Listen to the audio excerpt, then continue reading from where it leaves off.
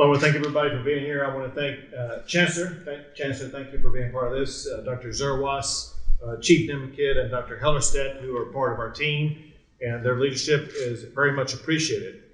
I do want to start out today by expressing my heartfelt and deep gratitude for everybody in the medical profession, doctor, nurse, assistant, whatever role you play.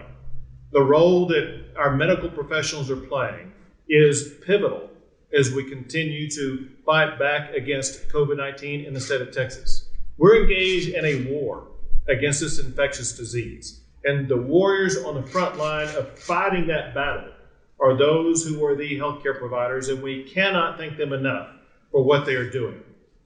One reason why we are here today is to provide good news for those frontline healthcare workers, as well as good news for everybody in Lubbock and across the entire state of Texas.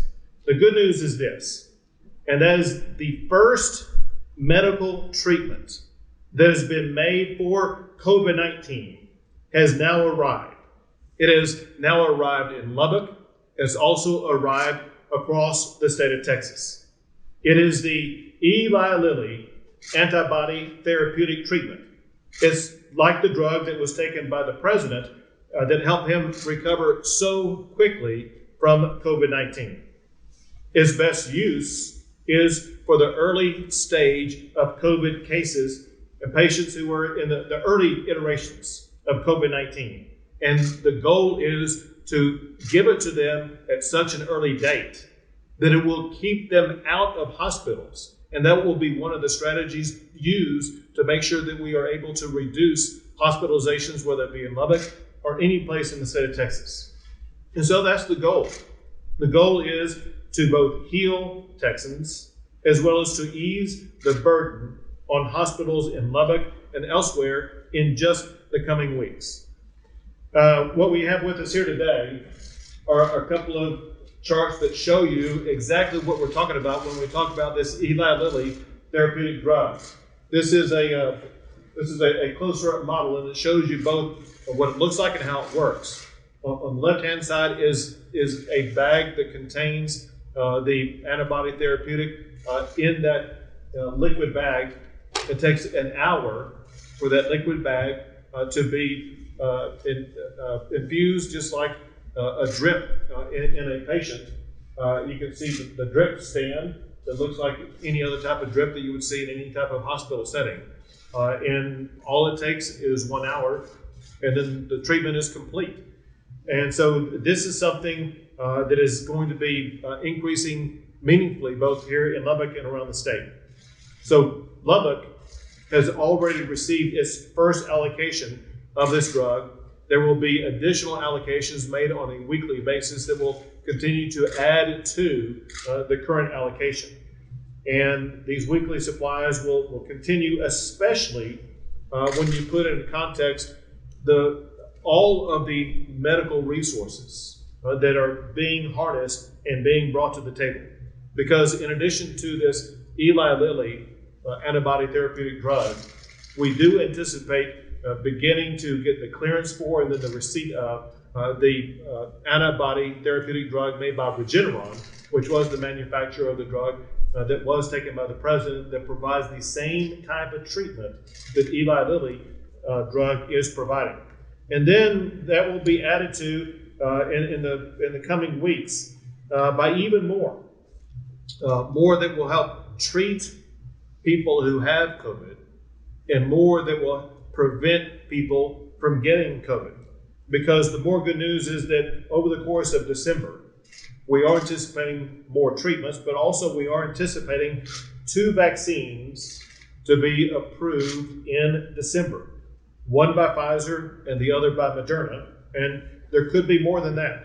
But both Pfizer and Moderna have shown an effective rate of 95%. That's an extremely high effectiveness rate for a vaccine. And we, as in the state of Texas, are already prepared structurally for the quick distribution of those vaccines once they are approved. This is a process that the governors of the United States have worked in collaboration with the White House on to make sure that we were fully prepared to distribute these vaccines across country and across the state as quickly as possible once they arrive. And again, we are expecting the arrival of those vaccines sometime in December. So in addition to the medicines that we are providing to the Lubbock area, with the help of Chief Kidd, as well as everybody involved in all the different organizations in the state of Texas. The state has provided Lubbock with 327 medical personnel currently working in Lubbock, 950 personnel currently working to support Lubbock and Amarillo, and 1,278 personnel approved to support Lubbock and Amarillo if needed.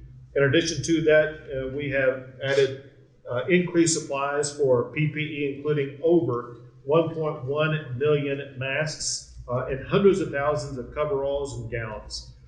In addition to that, we've set up auxiliary medical units with bed capacities at Covenant Hospital, at the University Medical Center. And so these auxiliary units may be some of the locations that will be used to deliver these antibody therapeutic drugs. And in addition to all of that, we have set up testing sites, COVID testing sites in Lubbock. There are 3 testing sites open from 10 a.m. to 4 p.m. daily to make sure that people are going to be able to gain access to the testing they need to learn whether or not they may or may not have COVID. While we wait for increased volumes of these antibody therapeutic drugs as well as the vaccines, it's important for everybody to remember the habits that got us through the spike of cases of COVID-19 in July. Everyone knows that we have an increase in COVID-19 in Texas right now, but everybody also knows this is not our first response to this challenge. There was an even greater increase in COVID-19 cases, a greater increase in hospitalizations in July. And we learned at that time exactly what needed to be done in order to crush the spread of COVID-19 in Texas. And Texans joined in together to make sure that we did slow the spread. And it's going back to those very same simple habits. You will not get COVID if you do not expose yourself to COVID. You can prevent yourself from being exposed to COVID if you keep your distance from others, if you stay indoors if at all possible, if you wear a mask if you do go out, if you sanitize your hands frequently. And so these very common practices were perfected by Texans that led to the crush of COVID over the course of late August and through the month of September. We've been there before. We can do it again. All we need is for people in the Lubbock area and across the entire state of Texas to return to those safe practices that we learned over the course of the summer. And then just one larger concept, and that is, it's so easy to let our guard down, thinking that maybe COVID-19 has passed. And all we need to do is to bring that guard back up. And if we do that, we will get through this episode just as we got through the episode during the months of July and August. So with that being said, I am now going to pass it to Chief Nim Kidd. Thank you, Governor. And I also want to thank Chancellor Mitchell and his team, not only here in Lubbock, but for the work that they're doing across the state. I think the Chancellor might mention that in his remarks here in a minute, but a wide impact from our higher education systems that are out there. The healthcare workers that have been in this fight for months, I thank you. I want you to keep your faith, keep your strength, and keep working. We're not out of this yet, but y'all are doing some amazing work out there. I want to thank all of our first responders, Governor. We've changed the way that we do business on the streets in the state of Texas and across the nation, because first responders have to presume every person they come in contact with is COVID positive until proven otherwise. I'm very excited about the announcements today. I'm very excited about the advancements in healthcare, the drugs that are coming out. They will make a difference, but they still are not an excuse not to follow the recommendations of our public health partners. Just because you have a seatbelt in your car does not mean you should speed and drive reckless. Just because we are going to see these pharmaceuticals and therapeutics come out that are going to make it better does not mean we should be reckless in our behavior. And finally, we will continue to support our local partners with personal protective equipment, with testing supplies. There are 42 locations within a 15-mile radius of where I'm sitting right now that you can go get a COVID-19 test. There's over 2,200 across the state of Texas right now that are ready to go test if you think you're positive. So please do that. And then finally, as we start seeing our universities break and kids go back home to their families, be careful. Be careful in what you do. Don't be a turkey. It's time to follow the rules still, even though you're leaving campus. And with that, Governor, I think we'll turn it to Dr. Hellerstedt. Doctor.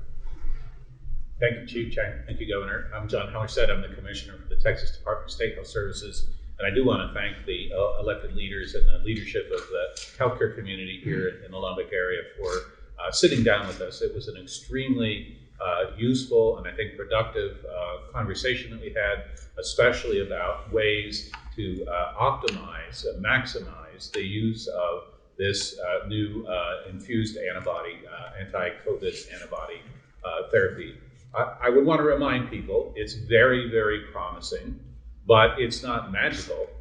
It still has to be given to the right group of people at the right time, and over time it will decrease the number of people who need to be in the hospital.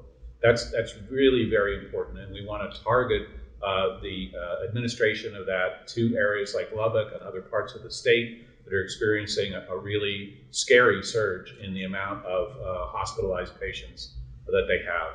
But again, the conversation that we have about the very innovative ways that the hospitals in Lubbock area and the healthcare leaders in the Lubbock area are going to be innovative and get it to as many people as qualify as possible is really great. Others have said it before, I'll say it again. As a pediatrician and as the chief health officer, public health officer for the state, I have 3 priorities when it comes to COVID-19. It's prevention, prevention, prevention. Now, these new drugs are, if you will, sort of a form of secondary prevention. They're a way of trying to prevent people from ending up in the hospital. But by far the most important thing are the primary ways to prevent it, which we've outlined here. So if you're physically separated from someone, you're just out of range of COVID, you're going to help to protect yourself from getting it. But the masks that we wear is another way of shortening, if you will, limiting the range of the secretions that we all transmit when we speak and talk. And we know that lots of people who don't have any symptoms of COVID are responsible for the spread. And so wearing the mask when you're around folks that are not part of your own household is the most important thing that we can do. And I really want to urge people to do that. The hand washing, the personal hygiene, the disinfecting, that's all important too. But number one is mask. And if the viewers at home could look around this room, they would see, except for the people who are speaking in the microphone, everybody's got a mask on that, and that is excellent behavior. That really helps. So we have some very promising things in the future. We've got this monoclonal antibody. We have vaccines coming on the way, but this is a marathon, and we're not at the finish line yet. And until we get to that point where we have really effective vaccines that are widely available, really effective therapeutics that are widely available, we're going to need to stick to those basics of prevention that I just outlined. So thank you. Thank you, Doctor. Thank you, Governor, and Chancellor Mitchell, thank you again for your hospitality. Chancellor Milligan sends his regards. So, I want to just build on some of the commentary that we've heard here, and that is, despite the fact that we are making great progress in the treatment of this disease, we are continuing to see a surge on hospital beds, and the innovation and the dedication of the personnel that are treating these people is the testimony to our success so far.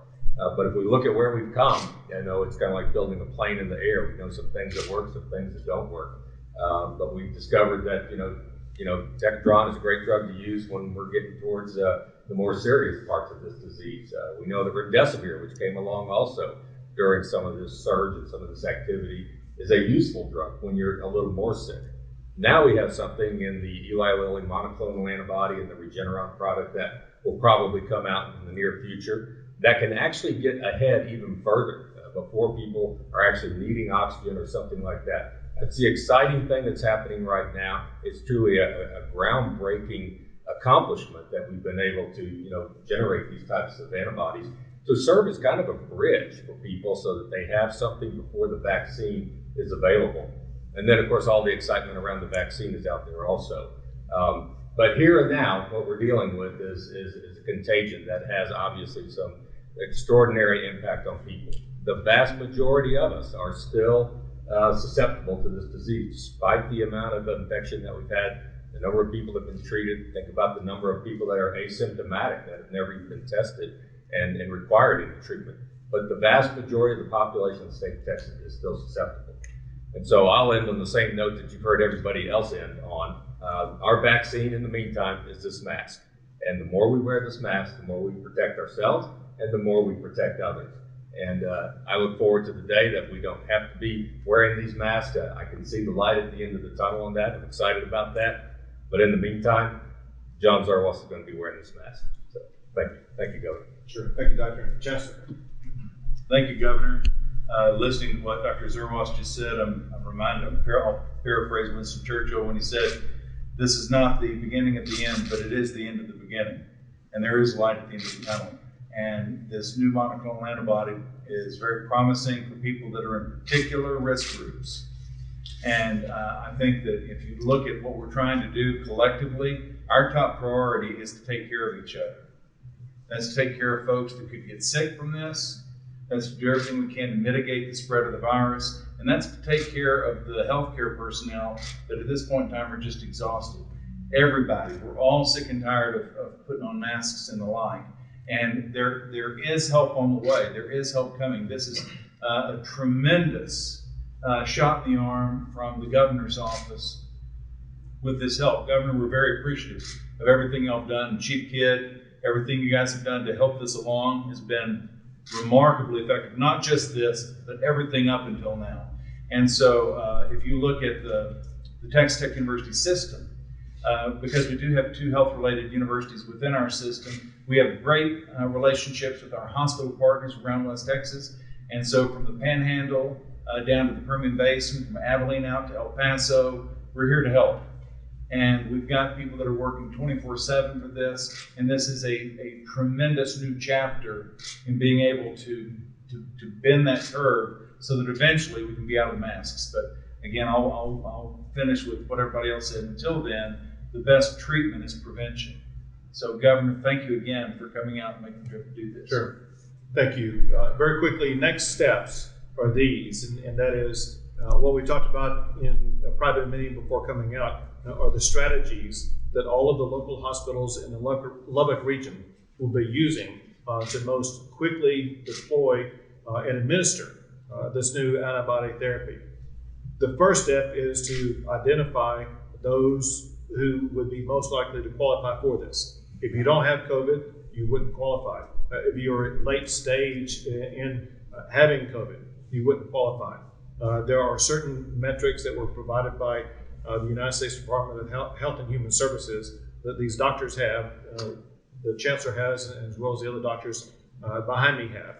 That one thing I want them to do is to provide to local TV stations what the qualifying factors are. Typically, it's those who are 65 and older with some other healthcare-based issue and early stage COVID.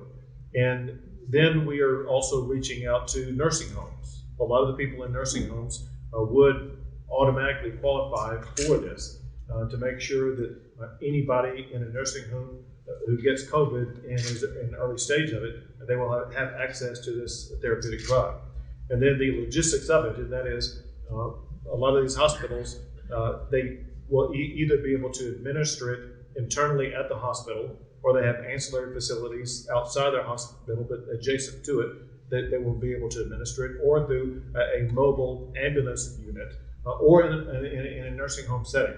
And so they are working on finalizing all these strategies.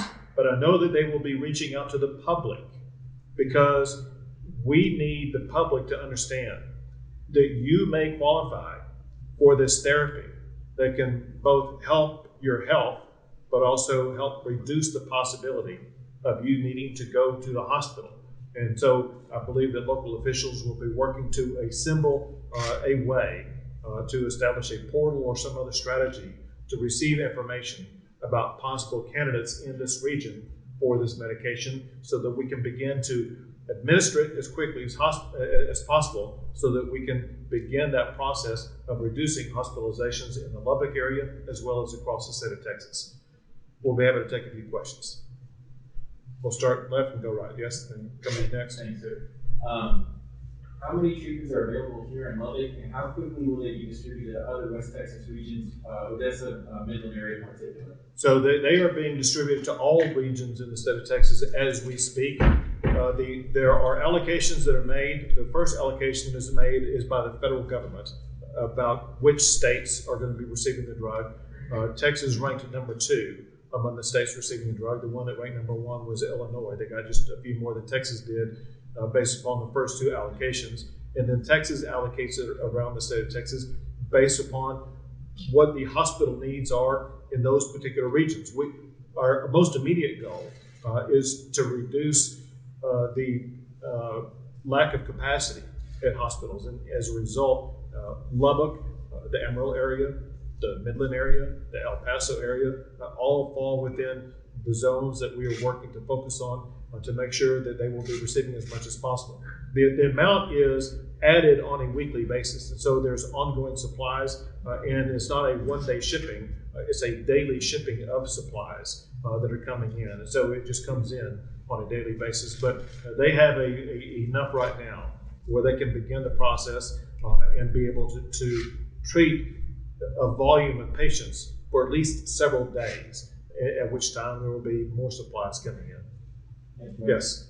What are the risks of this? Because I know this is emergency report, and why are you confident you pass this on to Texas? Sure. So the question is, what are the risks about this? Yes, And I think it would be best for a doctor to answer that question. So I will. Which doctor wants to step up and answer that question? This is a monoclonal antibody product. It is infused intravenously. And so people can have what are known as infusion reactions to things that go in. Also, there's a risk with any kind of medication, especially, again, if it's infused directly into the body, of a very severe allergic reaction that we call anaphylaxis. The incidence of both of those is low with this drug. It's very safe, but it's not zero. And so that's one of the reasons we want to make sure that when it's administered, it's done in a setting where if any kind of emergency, any kind of adverse reaction took place, the personnel and the setting would be equipped to deal with that reaction. All right. So other questions? Yes. Hi, I'm Sarah Saltwahlberg. I'm with the Lubbock NPR station. I'll echo what Dr. Mitchell said. Thank you for what you have done for Lubbock. We desperately need it, so thank you for sending the help that you have. Local leaders across the state have expressed wanting to do more to mitigate the spread in their communities. Locally, we have a petition going around asking for more of that as well. But you've said that another shutdown is not coming, and the protocols in place from the state work when they're enforced. Texas is a big state with diverse needs at this point, and why not give city and county authorities more flexibility to do what they can for their communities? First, it is important for everybody in the state to know that statewide we're not going to have another shutdown. And there's various reasons for that. One is there's an overestimation of exactly what a shutdown will achieve. And there's a misunderstanding about what a shutdown will not achieve. If you block people down and try to prevent any movement whatsoever, there are now known severe medical consequences to that, emotional, mental type consequences to it, as well as the devastating financial consequences. Lesser known, however, is the ineffectiveness of it, because one thing that we've learned over the course of COVID is one of the most common ways that COVID is spread today is not by someone going to work, but by people gathering together in home settings or in casual settings after bars close or something like that. And so shutdowns will not lead to the positive results that some people think.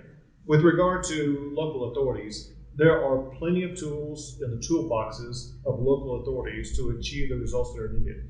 If you go back to my last executive order that provided what the protocols and centers were if hospitalizations increased above a threshold level in a particular region, it provided additional tools such as closing down bar settings, such as reducing occupancy capacity, and other tools that local officials do have.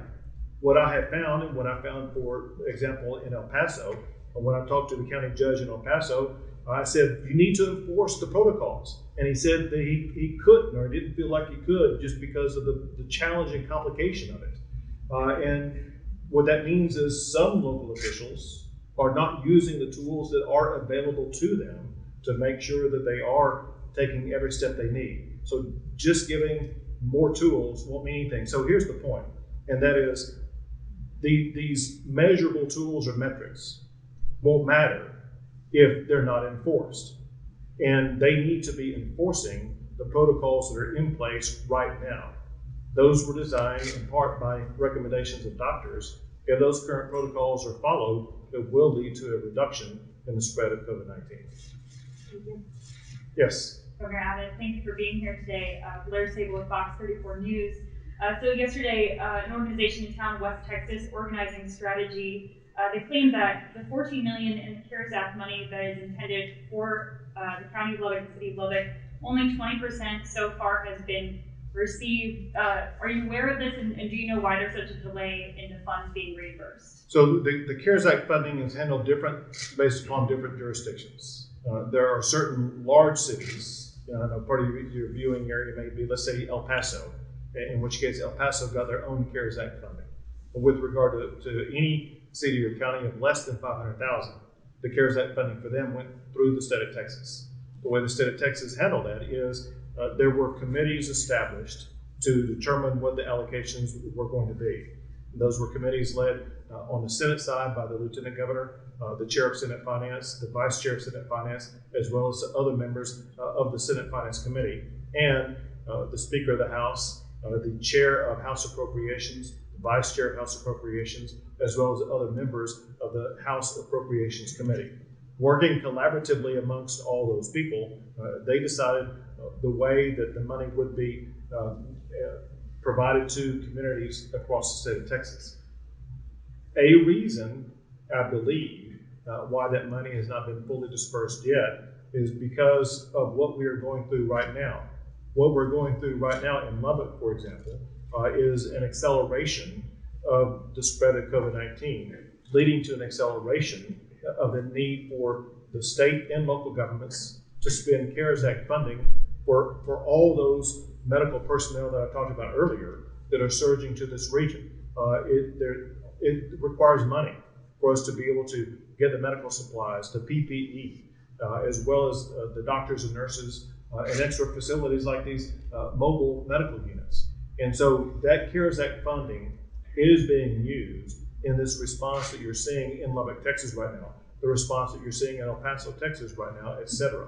And we wanted to make sure that that money would be available and not spent early on and not have access to it now for us to be able to respond to the medical needs that exist right now and will exist through the remainder of the year. Thank you for your time. Sure. Governor Abbott, still King Matthews, welcome back to Lubbock. Thank you. Chief Kidd just said earlier, just because this drug will be available soon does not mean we should be reckless. I asked our mayor this yesterday, why do you think people are just not wearing masks and not following those CDC guidelines? Why do you think that is? Listen, there's COVID fatigue. There's no doubt about it. It's understandable. We're almost 9 months into the situation right now. So one reason is COVID fatigue. Another reason is there sometimes is a perception that a person will not get it. We're talking about something that's invisible. When you're driving around, driving on a highway, you see a whole bunch of fast-moving cars. You can visually see that danger on the roadway that could occur if you drive recklessly.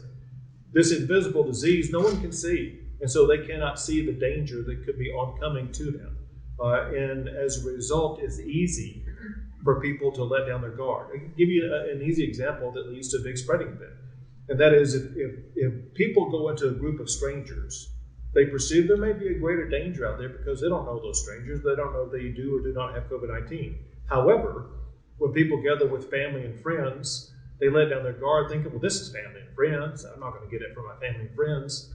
It's turned out to be the case across Texas, that people do get it frequently from family and friends. And so it's just one of those things where for a little while longer, as we continue to bring forward in greater volume additional drugs and medications and vaccines, as we begin to cure people and prevent people from getting COVID-19, it's important, as these doctors have made clear, that people continue to use the best safe practices so they can prevent themselves from exposing themselves to COVID-19. Yes? Grace Morris with TLBT News. Welcome back to Lubbock. Thank you. So there are many rural hospitals having a tough time being overwhelmed with COVID patients. We reported some hospitals here in West Texas trying to transfer patients to bigger hospitals and those patients being denied. Is there any solution or recommendation for smaller hospitals that can't handle the amount of cases that they're getting? So one of the best, there are several things about this, but one of the coming solutions is this antibody therapeutic drug. The goal of this drug is to keep people out of hospitals. And this drug is being provided to the rural hospitals as well as to the urban hospitals. And so this will be an aid that should lead to a reduction of people being hospitalized. Separate from that, we do have, whether it be through Chief Kidd or Department of State Health Services, these strategies to make sure that we will be able to go to the local rural setting and assist those there. And then the third alternative is exactly what you mentioned. We want to make sure that there is hospital capacity in the more urban type setting, so that if a person in a rural setting does need to transfer to the urban setting, they will have the ability to do so. Yes, sir. How do you ideally see the distribution of this treatment within communities that have hospitals that are stretched absolutely thin right now without overloading the staff with another process? So in the way that we talked about it internally, and the way that the meeting before we came out here, and what we're seeing in a location like El Paso. So in El Paso, there's an alternative care facility that's been set up, which has about 100 hospital beds, and where staffing from the outside is being provided for that, for the purpose of administering this therapeutic drug. The same thing applies here in Lubbock with regard to these auxiliary mobile units they have their own beds, their staffing of those beds for the purpose of administering this therapeutic antibody drug. And so typically a good setting for it would be that independent type setting. Similarly, you'll have a nursing home type setting where you already have the room, you already have the bed, you already have all of the equipment needed for the administration of the drug, except for the drug itself, which can be provided to them. As Dr. Hellerstedt was making reference to, it would be a better strategy to make sure that you do have a qualified medical staffing personnel at a nursing home to be able to both administer the drug, but also to respond in case there is an adverse response to that drug. Thanks. Yes, sir. Andrew Wood, Fox 34. The large indoor gatherings might be, well, can you address those, especially like luncheons, dinners, high school basketball games coming up? Yeah, and so listen, this is a typical example of what we see about how communities self-regulate and self-respond to an increase in COVID-19.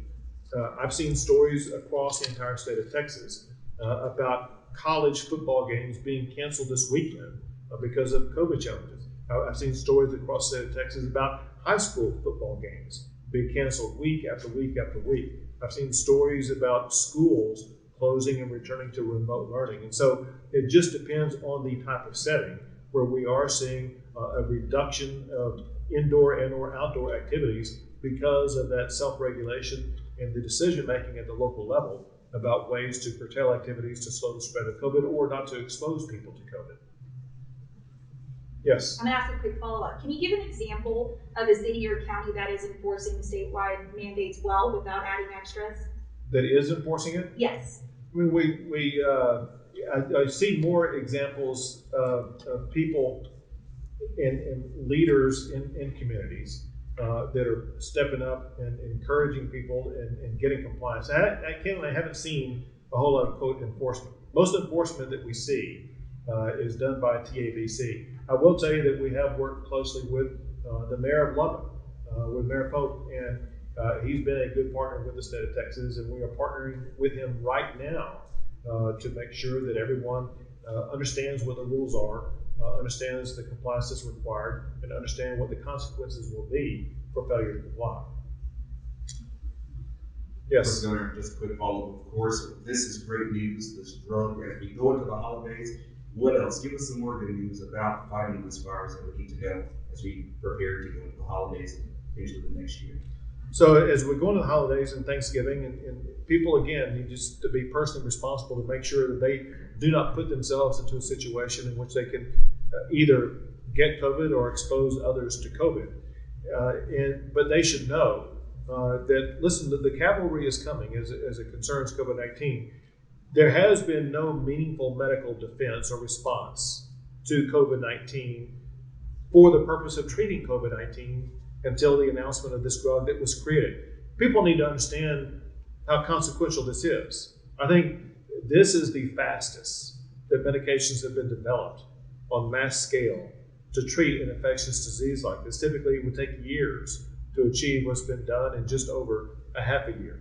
So we have the Eli Lilly therapeutic drug that we're distributing in Lubbock today, soon to come the Regeneron antibody therapeutic drug, and then soon to come after that in December before Christmas time would be these immunizations, the vaccines that will be coming that will begin to prevent people from getting COVID-19. So as we go into the holidays, I think people need to be thankful for the way that the genius of the medical leaders in this country and the medical innovators in this country have been able to so quickly respond with the medicines that are needed to make sure that soon we will be able to put COVID behind us. 2 more questions. Got 3 hands up. One who hasn't asked a question, we'll go with him. Thank you. I was wondering if there's an estimate of how quickly you would see some relief in our hospitalizations once the antibody therapies are administered. So it'll take several days before you see the relief, because it'll take several days to get it fully implemented, several days to get a large number of people who have received these antibodies. And then you will see that some of those people who took those antibodies, they will not need to be going into a hospital who otherwise may have needed to go into a hospital had they not received it. So here's what it should mean, and that is the future number of people going to hospitals should be on the decline going forward with the receipt of this drug. Last question. You've had a couple. She had one, I think. We'll give it to her. All right. Thank you, Governor. Well, in El Paso, there have been around 10 businesses that have filed a lawsuit against the county judge and that had an order to close businesses. At the state level, can you talk about local level enforcement of business closures, especially as COVID cases are spiking in places like El Paso? Sure. So one thing that we've learned as we've worked our way through the response to COVID-19, and that is we don't have to have an either-or situation. Either businesses are open or businesses are closed. We don't have to choose between protecting people's lives or ending people's livelihoods. We can have both. And so we've learned that there are safe ways and safe practices that businesses can operate. Part of those safe ways and practices are contained in the protocols that exist. And that's exactly why local officials need to enforce those protocols, because if those protocols are followed, it will ensure that those businesses will be able to remain open, knowing that the spread of COVID-19 will be contained as much as possible. Thank you very much.